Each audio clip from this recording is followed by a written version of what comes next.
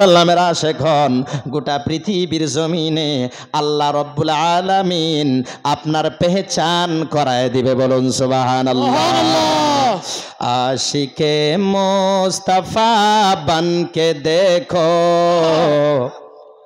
आशिके मुस्तफ़ा बन के देखो, सारी दुनिया में इज्जत मिलेगी। সুবহানাল্লাহ সুবহানাল্লাহ।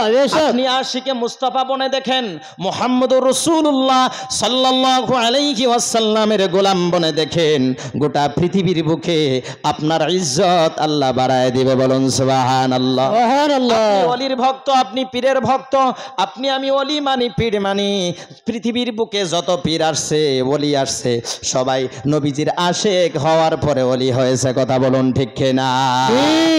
নবীজিকে ভালো না বাসলে কেউ পীর হতে পারে না, নবীজিকে ভালো না বাসলে কেউ আলিম হতে পারে না, নবীজিকে ভালো না বাসলে কেউ ইমানদার হতে পারে না। তার হাদিস রয়েছে, এই হাদিসটা আমাদের সচরাচর আওয়াম পাবলিকের ভিতরেও মুখস্থ হয়ে গেছে। বুখারী মুসলিমের হাদিস, লা ইউমিনু আহাদুকুম হাত্তা আকুনা আহাব্বা ইলাইহি মিন ওয়ালিদিহি ওয়া ওয়ালাদিহি ওয়ান নাসি আজমাইন। আমার আপনার নবী চ্যালেঞ্জ করে বলেছে, আমার আপনার নবীর চ্যালেঞ্জ রয়েছে পৃথিবীর বুকে 1,02,24,000 কম বেশি পয়গম্বর নবী রসুল দুনিয়ার জমিনে আসছে, কিন্তু কোন নবী রসুল, কোন সাহাবী রসুল, আহলে বাইতে রসুল এবং আউলি কেরাম উলামায়ে কেরাম, পৃথিবীর কোন টপার মানুষ এমন কথা বলতে পারে নাই যে তুমি যদি আমাকে ভালো না বাসো তুমি ইমানদার বলে নিজেকে দাবি করতে পারবা না। একজন শাখসিয়াত আল্লাহর সৃষ্টি জগতের ভিতরে একজন ব্যক্তি চ্যালেঞ্জ করেছে, তিনি অন্য কেউ হয় না, তিনি হলো আমাদের জান, আমাদের ঈমান, আমাদের আকা, আমাদের ডক্টর, আমাদের টিচার, আমাদের প্রফেট, আমাদের জান, আমাদের ঈমান, আমাদের পরকালের সাথী, সাকিয়ে কাউসার, শাফে মেহশার, নূর মুহাম্মদুর রাসূলুল্লাহ সাল্লাল্লাহু আলাইহি ওয়াসাল্লাম। এই চ্যালেঞ্জ শুধুমাত্র আমার আপনার দয়ার রাসূল করেছে। বলুন সুবহানাল্লাহ সুবহানাল্লাহ। কেমন চ্যালেঞ্জ? তোমার মা বাবার থেকে, তোমার ছেলে মেয়ের থেকে এবং কিওয়ান্নাসি আজমাইন, গোটা পৃথিবীর মানব জাতির থেকে আমি নবীকে যদি বেশি ভালোবাসতে না পারো, তুমি কামিলে মুকাম্মাল মুমিন হিসাবে, মুকাম্মাল মুমিন হিসাবে, মুকাম্মাল ইমানদার হিসাবে তুমি কামিলে মুমিন বলে নিজেকে দাবি করতে পারবা না। শুধু এটাই নয়, সূরা হুজুরাত 26 নম্বর পারা আল্লাহ রাব্বুল আলামিন কানজুল ঈমানের ভিতরে পাওয়া যায়। বিশেষ করে আমরা যদি তরজমান পড়ি আহলে সুন্নাতুল জামাতের উলামায়ে কেরাম, আমরা শুরু করি, আমরা কানজুল ঈমানের থেকে, কানজুল ঈমানের মতো আশিকে রাসূল শিখানেওয়ালা তাফসীর কমই দেখা যায়। কথা বলুন ঠিক কিনা? আলা হযরত আজিমুল বারাকাত ইমাম আহলে সুন্নাত আশ-শাহ ইমাম আহমদ রাজা খা ফাজিলে বেরলভী রাদিয়াল্লাহু তাআলা আনহু, তিনি ওই কানজুল ঈমান খাজাইনুল ইরফানের ভিতরে আলা হযরত আমার নবীর শানগুলো, নবীর শানের পক্ষে আয়াতে কারিমাগুলোর তরজমা কি সুন্দরভাবে করেছেন পেয়ারা মুসলমান।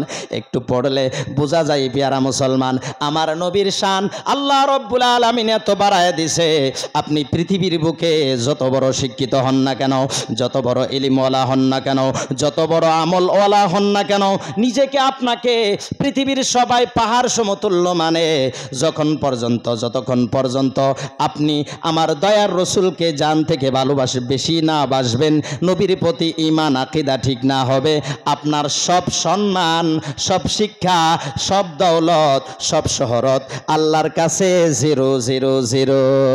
আল্লাহ রাব্বুল আলামিন বলেন, ইয়া আইয়ুহাল্লাযীনা আমানু লা তারফাউ আসওয়াতাকুম ফাওকা সাওতিন নাবিয়্যি ওয়া লা তাজহারু লাহু বিল কওলি কাজহরি বা'দিকুম লিবা'দিন আন তাহবাতা আ'মালুকুম ওয়া আনতুম লা তাশউরুন। বলুন সুবহানাল্লাহ। আল্লাহ রব্বুল আলামিন টার্গেট করছেন ঈমানওয়ালাদেরকে, যারা ঈমান এনেছে। ইয়া আইয়ুহাল্লাযীনা আমানু, এই ঈমানওয়ালা, লা ইয়া আইয়ুহাল্লাযীনা আমানু লা তারফাউ আসওয়াতাকুম ফাওকা সাওতিন নবী। এই ঈমানওয়ালা, তোমাদের কণ্ঠস্বর, তোমাদের আওয়াজ, তোমাদের কণ্ঠনলী, তোমাদের আওয়াজ আমার দয়ার রাসূল সাল্লাল্লাহু আলাইহি ওয়াসাল্লামের আওয়াজের থেকে উঁচু করিও না। আমার নবীর আওয়াজের থেকে যাতে উঁচা আওয়াজ তোমাদের না হয়, আমার নবীর আওয়াজের থেকে, আমার নবীর কণ্ঠ থেকে তোমাদের কণ্ঠ যাতে বলন্দ না হয়, উঁচা না হয়, আমার নবীর শানে যদি কোনো গুস্তাখিয়া না হয়, আমার নবীর শানে তোমরা ছোট বড় স্বাভাবিক মানুষ তোমরা যেইভাবে আলোচনা বিলোচনা করো, একে অপরের সাথে কথা বলতে উঁচা নুচা দেখো না, আমার রসুলের শানে এমনটা করিও না। আমার রসুলের শানে যদি চুল পরিমাণ বিয়াদবি হয়, আং তাহবাত আমালুকুম ওয়া আনতুম লা তাশউরুন। তুমি যত বড় ডিগ্রিদারি হও না কেন, যত ইলমওয়ালা হও না কেন, যত বড় শিক্ষিত, যত বড় ইবাদতকারী আবিদ হও না কেন, যদি আমার নবীর আওয়াজের থেকে যদি তোমাদের আওয়াজ উঁচা হয়, আমার নবীর কণ্ঠস্বরের থেকে যদি, কণ্ঠর থেকে যদি তোমাদের কণ্ঠ উঁচা হয়, আমার নবীর শানে যদি চুল পরিমাণ বিয়াদবি হয়, আং তাহবাতু আমালুকুম, তোমার সমস্ত জীবনের আমলগুলো, আং তাহবাতু আমালুকুম ওয়া আনতুম লা তাশউরুন, তোমার জীবনের সমস্ত আমল আমি আল্লাহ রব্বুল আলামিন যে করে দিব, ধ্বংস করে দিব, যা তুমি নিজেও টের পাইবা না। প্যারা মুসলমান, আসুন আসুন, আমার নবীর শান কোরআন শরীফের ভিতরে, কোরআন শরীফের ভিতরে কতগুলো আয়াত আছে? 6666। আপনারা আসুন, আমাদের ভিতরে নামাজ দেখানিওয়ালাও মানুষ আছে, আহলে সুন্নাত ওয়াল জামাতের ওলামা, পীর মুর্শিদ সবাই আমরা নামাজ, আমাদের ভিতরে নামাজ আছে, আছে না নাই? আহলে সুন্নাত ওয়াল জামাতের ভিতরে নামাজ আছে না নাই? আছে। রোজা আছে না নাই? আছে। রোজা, নামাজ, হজ, যাকাত, পর্দা সব কিছুই আছে। কিন্তু আহলে সুন্নাত ওয়াল জামাতের মানুষ নামাজ রোজা সব থাকার পরও, হজ জাকাত থাকার পরও, পর্দা থাকার পরও নবীর তারিফ আমরা বেশি করি, কথা বলুন ঠিক কিনা? তারপরও নবীর শান গায়া শেষ করা যাবে না। আবার ময়দানে মেহশরে আরেকটা জলসা হবে আমার নবীর শানের, বলুন সুবহানাল্লাহ। ইমাম, আমাদের সুন্নিয়াতের ইমাম, ইমাম আহমদ রাজা খা ফাজলে বেরেলভী রাদিয়াল্লাহু তাআলা আনহু, তিনি বলছেন, দেখনি है हशर में इज्जत रसूलुल्लाह की, हम रसूलुल्लाह के, जन्नत रसूलुल्लाह के। सुबहानाल्लाह বলুন। আরেকবার দেখানো হবে আমার নবীর শান কত। কোরআন শরীফের ভিতরে আমাদের ভিতরে নামাজি আছে, কিন্তু কিছু মানুষ আছে খালি নামাজের দাওয়াত দেয়, দেয় কি দেয় না? কই কোরআন শরীফের ভিতরে 82 বার নামাজের কথা বলা হয়েছে, নামাজ কায়েম করতে হবে। হ্যাঁ, এটা আমরাও করি। আহলে সুন্নাত ওয়াল জামাতের পীর বুজুর্গ সবাই আমাদেরকে নামাজের কথা বলছে, পীর ওয়ালি সবাই পড়ছে, গাউসে পাক নামাজ পড়ছে, গরিব নওয়াজ নামাজ পড়ছে, পড়ছে না নাই? মুজাদ্দিদ আল ফেসানি নামাজ পড়ছে, খাজা বাহাবুদ্দিন নকশবন্দি নামাজ পড়ছে। এই 4 তরিকার 4 জনের নাম নিলাম। এছাড়াও আরও যত পীর পয়গাম্বর আসছে, আসবে কিয়ামত পর্যন্ত। পয়গাম্বর আসবে না, পীর আসবে, কারণ নবুওয়াত রিসালাত খতম, ওয়ালাকির রাসূলুল্লাহি ওয়া খাতামান নবিয়্যিন। আমার আল্লাহ কোরআনে বলে দিয়েছে, আমার রাসূল বলেছেন মিশকাতের হাদিস, আনা খাতামান নবিয়্যিন লা নবিয়্যা বাদি, আমি শেষ নবী, আমার পরে কোনো নবী রাসূল আসবে না। কিন্তু বেলায়েতের মাধ্যমে আউলিয়া আসবে। সুবহানাল্লাহ। নবুওয়াত রিসালাত খতম, কিন্তু বেলায়েতের মাধ্যমে ওলি আল্লাহ আসতেই থাকবে, ইসলাম জারি থাকবে। সুবহানাল্লাহ। 100 বছর পরে পরে মুজাদ্দিদ আসবে, আমার নবীর হাদিসের ভিতরে আসছে। সুবহানাল্লাহ। কিন্তু যত পীর ওলি গাউসে পাকের থেকে, গরিব নওয়াজ থেকে, মুজাদ্দিদ আল ফেসানির থেকে, খাজা বাহাবুদ্দিন নকশবন্দির থেকে এখন পর্যন্ত কিয়ামত পর্যন্ত আসবে, সবাই নামাজ পড়বে। সুবহানাল্লাহ। কিন্তু নামাজের মাধ্যমে তারা শানে রিসালাত, মুহাব্বতে রসুল, ইশকে রসুলের দাওয়াতটা তিনারা দেয়। সুবহানাল্লাহ বলুন। পীর ওলিদের কাম হলো মুহাব্বতে রসুল শেখানো, কারণ মুস্তাফার মুহাব্বত যেখানে আছে সেখানে ঈমান খুঁজে পাওয়া যায়। সুবহানাল্লাহ। আসুন পেয়ারা মুসলমান, আমরা খালি এটাই পড়লে হবে না। কোরআন শরীফের ভিতরে 82 বার নামাজের কথা হ্যাঁ আছে, কিন্তু কোরআন শরীফের ভিতরে জিকিরের কথা 200-র উপরে আছে, কিন্তু এর থেকে বেশি 1400 বার নবীর শানের কথা কোরআনের ভিতরে আছে। বলুন সুবহানাল্লাহ। আমার নবী যেই দিকে কোরআন সেই দিকে, নবী মক্কায় কোরআন মক্কায়, নবী মদিনায় কোরআন মদিনায়, নবী যেই দিকে কোরআন সেই দিকে। নবী মক্কায় থাকা অবস্থায় কোরআন অবতীর্ণ হয়, ওই সূরার নাম হয়ে যায় মাক্কিয়া। নবী মদিনাত কোরআন মদিনায় নাজিল হয়, ওই সূরার নাম হয়ে যায় মাদানিয়া। আমার নবী যেদিকে কোরআন সেদিকে, রসুল যেদিকে কোরআন সেদিকে, নবী যেদিকে খানায় কাবা সেদিকে, নবী যেদিকে দিন সেদিকে, নবী যেদিকে হক সেদিকে, নবী যেদিকে যত পীর ওলি আসে সবাই ওই দিকে। বলুন সুবহানাল্লাহ। নবী যেদিকে আহলে সুন্নাত ওয়াল জামাত সেই দিকে। সুবহানাল্লাহ। আসুন পেয়ারা মুসলমান, আমার নবীর শান কে কমাইবে? আপনি কে, আমি কে? পৃথিবীর ছোটোখাটো বাদ দেন, বর্তমান সময়ে তো সায়েন্সের যুগ, কথা বলুন ঠিক কিনা? ইন্টারনেট, বর্তমান সায়েন্সকে বেশি ফলো করি আমরা, কথা বলুন ঠিক কিনা? ওলামায়ে কেরাম তো বলে কোরআন হাদিসের কথা, যুবকরা সায়েন্স নিয়ে পাগল। আচ্ছা ভালো কথা, আপনি সায়েন্স নিয়েই খুঁজেন, সায়েন্সের ভিতরেও আমার নবী, আমার দয়ার নবীর শান খুঁজে পাবেন। সায়েন্স এবং সুন্নাহ একটি কিতাব আছে, অনলাইনেও পাওয়া যায়। এটাই আপনি ইয়ের ভিতরে পাবেন, মোবাইলের ভিতরে অ্যাপসের ভিতরে পাওয়া যায় সায়েন্স সুন্নাহ। আপনি ওটা অধ্যয়ন করেন যে সায়েন্টিস্ট আমার রসুলের কথা কি বললেন। সুবহানাল্লাহ। আচ্ছা আপনি দুনিয়া মানেন, সায়েন্স মানেন, অসুবিধা নাই, কিন্তু সায়েন্স কি বলছে? কোনটা নিয়ে বাহাদুরি যদি করে সেটা মুহাম্মদুর রাসূলুল্লাহর সুন্নাহ নিয়ে। বলুন সুবহানাল্লাহ। আমার আপনার নবী দোনো জাহানের বাদশাহ নবী, সরকারে দো আলম সাল্লাল্লাহু আলাইহি ওয়াসাল্লাম, এমন একজন নবী, সাইয়্যিদুল মুরসালিন নবী, খাতামান নবী, আমার আপনার নবী, নূর নবী, জিন্দা নবী, হায়াতুন নবী, গায়েবের খবর দেনেওয়ালা নবী, এখনো এই অবস্থায় এই আশিকে রসুলদের খবর রাখনেওয়ালা নবী। সুবহানাল্লাহ। এটা বিশ্বাস আছে না নাই আমাদের? আমার আপনার নবী এখনো আমাদেরকে দেখে। আমার নবীর কাছে একটি হাদিসের ভিতরে পাওয়া যায়, আমার আপনার নবীর কাছে হযরতে আজরাইলকে জিজ্ঞাসা করা হয়েছে, ও আজরাইল তুমি বলো গোটা পৃথিবীর বুকে আল্লাহ রব্বুল আলামিন কত মানুষ জিন ইনসান সৃষ্টি করেছে, এদেরকে কিভাবে তুমি জান কবজ করো, কিভাবে চিনো? সুবহানাল্লাহ। বলুন কিভাবে চিনো? এটা কি সম্ভব?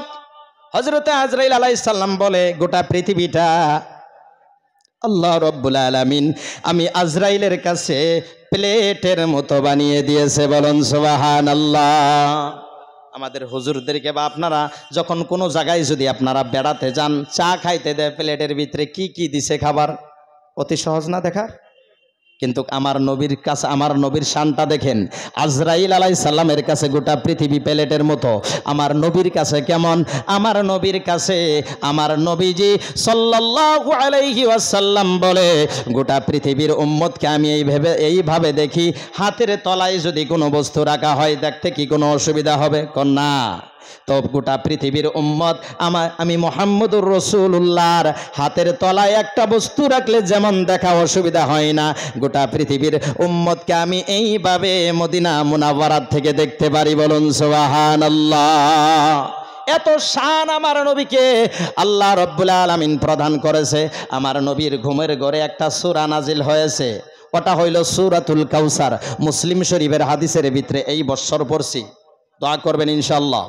মুসলিম শরীফের ভিতরে এই হাদিস খানার ভিতরে পাওয়া যায়, আমার আপনার দয়ার নবী, মায়ের নবী, রাহমাতাল লিল আলামিনের ছেলে সন্তানও আল্লাহ দান করেছিল কিনা?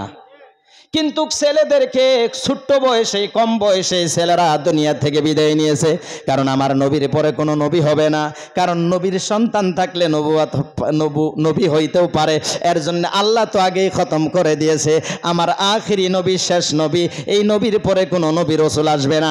এর জন্য নবীজি সাল্লাল্লাহু আলাইহি ওয়াসাল্লামের ছেলে ছোট বয়সে এই দুনিয়া থেকে আল্লাহ রব্বুল আলামিন উঠিয়ে নিলেন।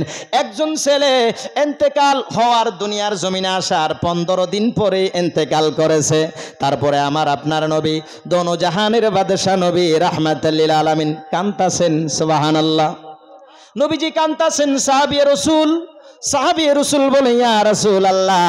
নবীজির কাছে সাহাবী রাসূল বসলেন, সাহাবী রাসূল নবীজিকে সান্ত্বনা দেয়, কিন্তু ওই টাইমে একজন বেঈমান, একজন বেঈমান সেই বলে যে আমার দয়ার রসুল সাল্লাল্লাহু আলাইহি ওয়াসাল্লামকে কাফেররা আমার নবীকে আটখোরা বলে আখ্যা দিত, নাউজুবিল্লাহি মিন যালিক।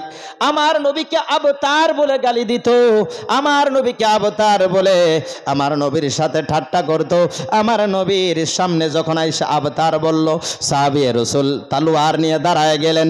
সাহাবী রাসূল বললেন, ইয়া রাসূলুল্লাহ, ইয়া হাবিবাল্লাহ, নবী গো, আপনার সামনে কেউ বুড়া বালা বলবে, আমরা সাহাবী রাসূল দুনিয়ার জমিনে জীবিত থাকতে এটা হতে পারে না। ইয়া রাসূলুল্লাহ, শুধুমাত্র ইজাজত দেন, এই বেঈমানদেরকে টুকরা টুকরো করে দেই। আমার নবী বলে, না না না, ও সাহাবা একটু সবুর করো, আল্লাহ রব্বুল আলামিনের তরফ থেকে ফায়সালা হয়ে যাবে। বলুন সুবহানাল্লাহ, একটু জোরে সোরে বলুন সুবহানাল্লাহ, সুবহানাল্লাহি ওয়া বিহামদিহি। আমি একটি খুতবার শেষে একটি হাদিস তেলাওয়াত করছি, ওটা বুখারী শরীফের লাস্ট হাদিস, উলামায়ে কেরাম মওজুদ আছে। হযরতে আবু হুরায়রা থেকে বর্ণনা, আন আবি হুরায়রা রাদিয়াল্লাহু তাআলা আনহু قال قال النبي صلى الله عليه وسلم كلمتان حبيبتان إلى الرحمن خفيفتان على اللسان ثقيلتان في الميزان سبحان الله وبحمده سبحان الله العظيم। চিল্লায় বলুন সুবহানাল্লাহ।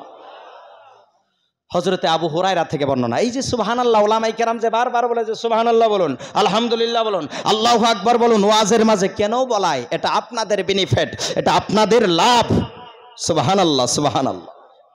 কেউ যদি এই শব্দটা, আমরা জানি এই মুখ দিয়ে যখন এই শব্দটা পড়ি, সুবহানাল্লাহ সুবহানাল্লাহি ওয়া বিহামদিহি সুবহানাল্লাহিল আযীম, এটা কিন্তু হালকা শব্দ জবান দিয়ে বের হয়, কথা বলুন ঠিক কিনা?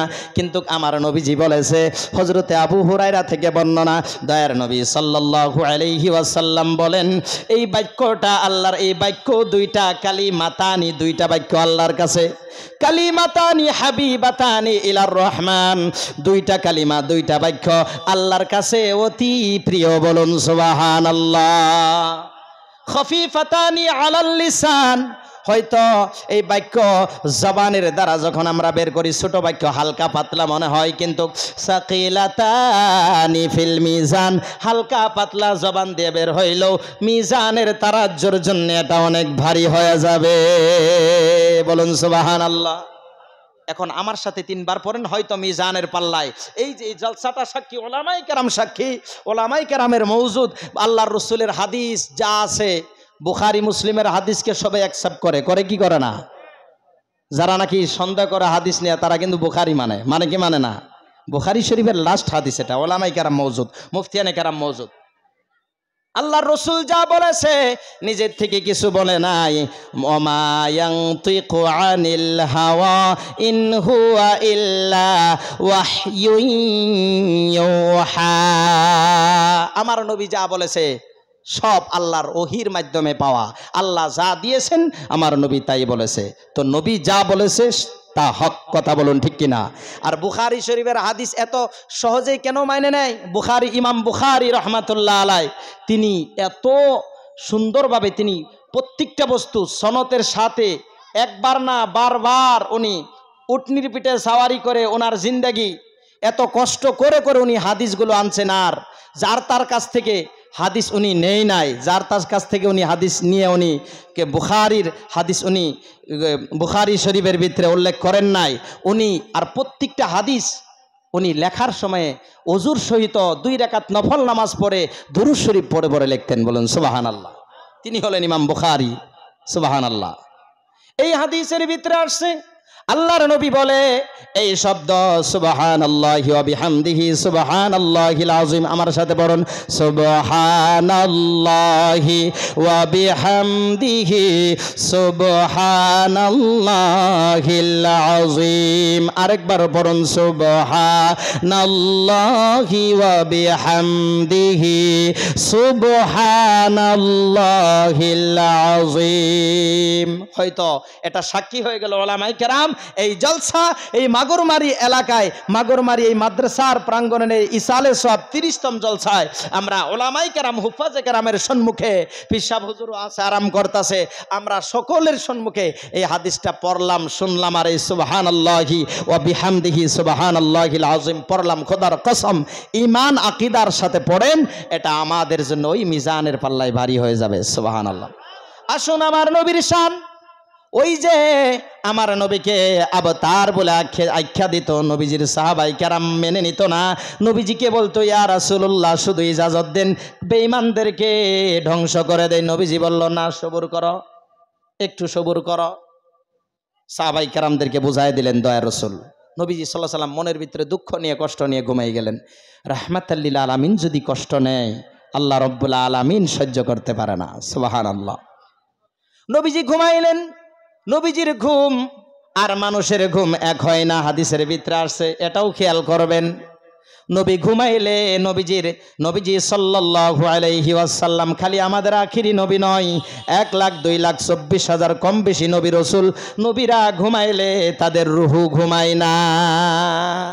হাদিসের ভিতরে আসছে ওলামায়ে কেরাম, পীর সাহেব, বক্তা সাহেব, মুফতি সাহেব, হাফিজ সাহেব, কারি সাহেব, মাওলানা সাহেব, পৃথিবীর যেই কেউ না হোক না কেন, যদি নামাজের টাইমে ঘুমায় থাকে তারে ডাক দেওয়া হইল, শরীয়তের হুকুম তাকে ডাক দিয়ে উঠায় দেন।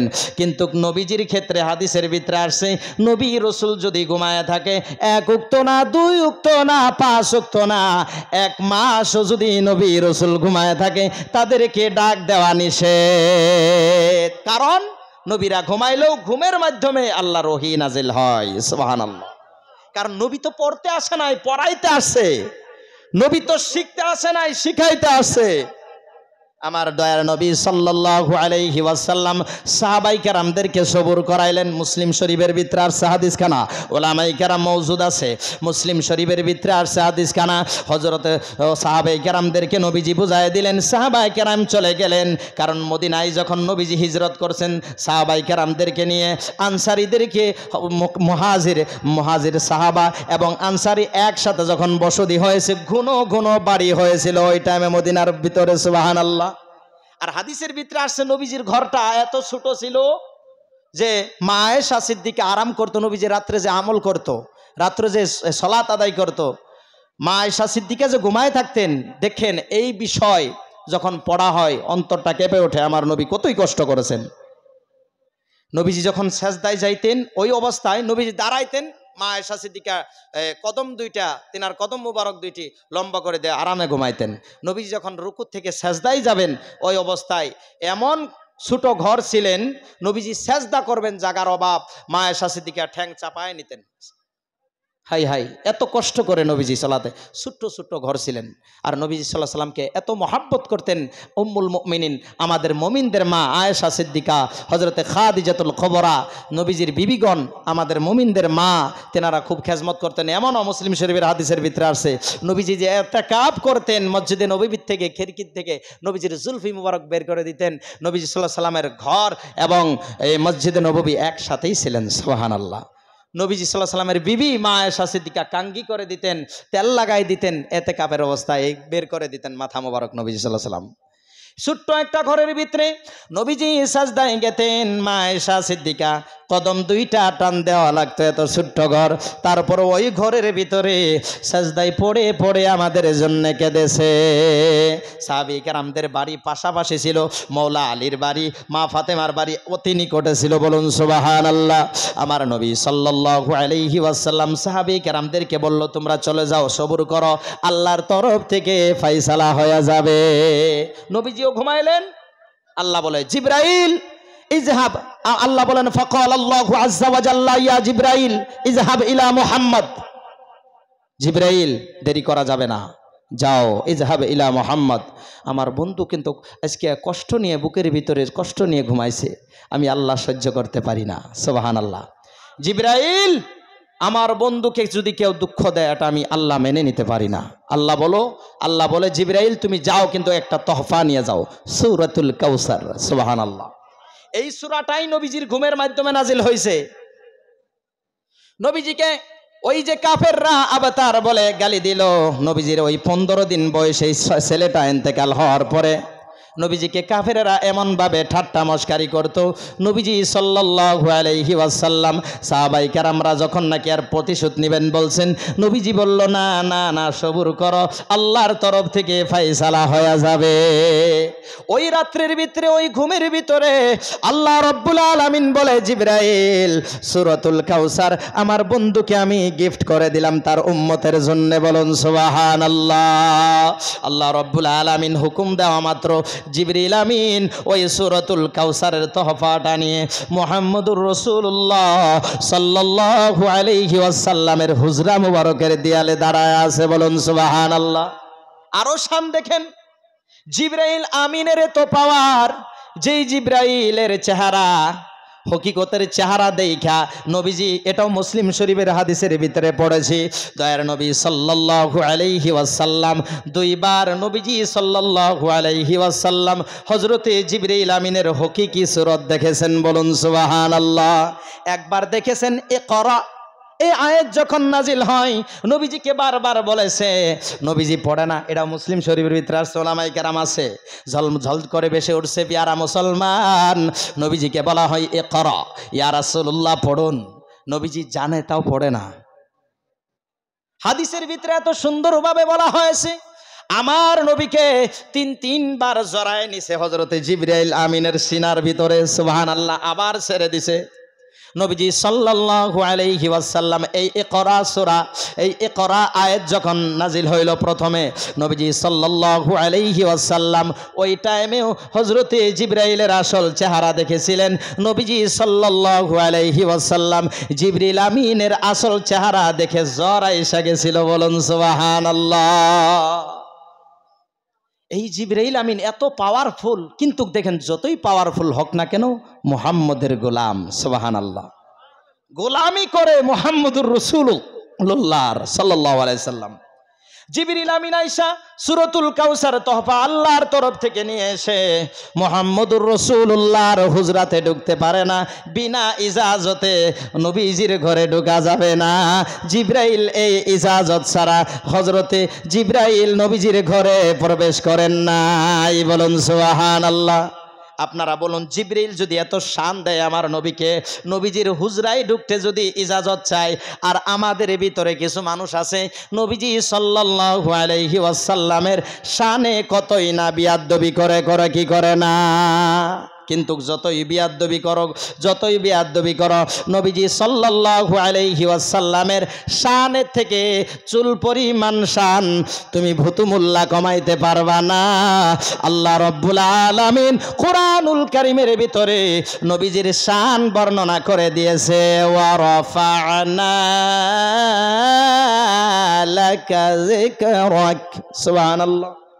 আমার নবীর শান খালি এইখানেই না, ওয়াদ-দুহা ওয়াল-লাইলি ইযা সাজা, এইখানেতে আমার নবীর শান না। আলাম নাশরাহ লাকা সাদরাক, আমার নবীর শান এইখানেতেই শেষ না। ওয়ালা সাউফা ইউতিকা রাব্বুকা ফাতারদা, লা উকসিমু বিহাযাল বালাদ, আমার নবীর শান ইয়াসিন, তাহা, আমার নবীর শান ইয়া আইয়ুহাল মুজাম্মিল, ইয়া আইয়ুহাল মুদ্দাসসির, আমার নবীর শান লাকাদ জাআকুম রাসূলুম মিন আনফুসিকুম আজিজুন আলাইহি মা আনিতুম হারিসুন আলাইকুম বিল মুমিনিনা রাউফুর রহিম, আমার নবীর শান ইয়া আইয়ুহান নাবিয়্যু ইন্না আরসালনাকা শাহিদাও ওয়া মুবাশশিরাও ওয়া নাযীরা ওয়া দা'iয়ান ইলাল্লাহি বিইذনিহি ওয়া সিরাজাম মুনীরা, আমার নবীর শান ওয়া মা রামাইতা ইয রামাইতা ওয়ালাকিন্নাল্লাহা রামা, আমার নবীর শান ওয়ালাকিন রাসূলুল্লাহি ওয়া খাতামান নবী, আমার নবীর শান ক্বাদ জাআকুম মিনাল্লাহি নূরু ওয়া কিতাবুম মুবিন, আমার নবীর শান লাকাদ মান্নাল্লাহু আলাল মুমিনিনা ইয বা'আথা ফীহিম রাসূলা, আমার নবীর শান কুল বিফাদলিল্লাহি ওয়া বিরহমাতিহি ফাবিযালিকা ফালইফরাহু, আমার নবীর শান ওয়া মা আরসালনাকা ইল্লা রাহমাতাল লিল আলামিন। আরো কত শুনবেন, আমার নবীর শান 1400 বার কোরআনের ভিতরে। বলুন সুবহানাল্লাহ। আমার নবীর শান, আমার নবীর শান। হযরতে জিবরিল আইসা নবীজি সাল্লাল্লাহু আলাইহি ওয়াসাল্লামের ইজাজতে হুজুরাই নবীজির কাছে নবীজির সম্মুখে জিবরিল আমিন হাজির। জিবরিল বলে, ইয়া রাসূলুল্লাহ, ইয়া হাবিবাল্লাহ, আপনার সবুরের ফল আল্লাহ রব্বুল আলামিন দিয়ে দিল। বলুন সুবহানাল্লাহ।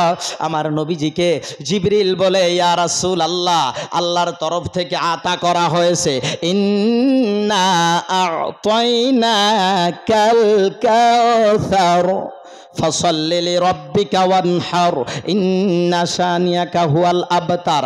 নবীজিকে যে কষ্ট দিল আবতার বলে, ওই রাইতেই নবীজিকে যে বেঈমানেরা আবতার বলে আখ্যা দিল, তাদের ওই আখ্যা ওই বেঈমানদেরকে আল্লাহ রব্বুল আলামিনের তরফ থেকে আবতার ঘোষণা করা হলো। কথা বলুন ঠিক কিনা?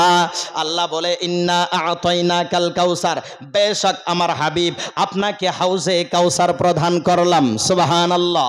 ফাসাল্লি লিরাব্বিকা ওয়ানহার, আপনার উম্মত জানি বেশি বেশি করে সালাত এবং কুরবানি করে। বলুন সুবহানাল্লাহ।